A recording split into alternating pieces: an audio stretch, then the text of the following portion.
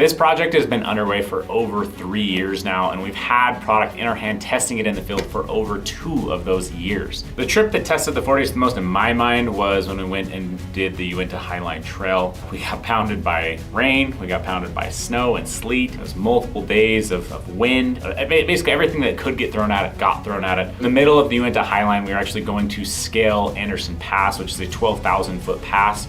We were trying to beat some weather windows that happened to roll in the middle of August when we were there, and instead we timed it perfectly to get hit by a storm halfway through the pass. So we had to turn around, get down off of the mountain. It's snowing on us and there's thunder and lightning happening at the same time. And we're all up there, in trail runners and shorts trying to cover a lot of miles. And so it became a dangerous situation for hypothermia while we're trying to figure out how to gain shelter and not get struck by lightning. We found one dry spot where we could set up the shelters. There wasn't a lot of options there, but I found one little nook for my shelter to fit in, and so I went ahead and tried to pitch it in there. Yeah, when I finally got that shelter pitched in that tiny little nook and cranny that I had to be able to pitch that thing, it felt like I was gonna survive, essentially. It just sheltered me from all of the wind outside, all of the snow and rain that was coming down. It changed the way I felt internally and just mentally, being so deep into the wilderness and running around the mountain in shorts in the snow. It meant a lot to me that day, and it's part of why I just have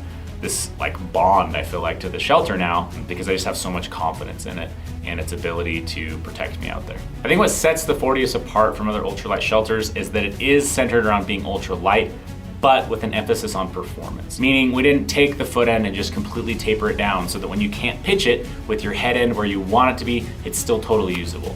Meaning that it's not using the absolute most light fabrics out there that may not be durable enough for the applications that we're taking it into. Meaning that we've added extra tie-off points and storm points onto this tent so that it can withstand when the trip goes sour and you're getting hit with snow or winds or different things like that. And so to me, that's what makes it different, is it is a really, really light or ultralight shelter, but it still is performance focused and driven.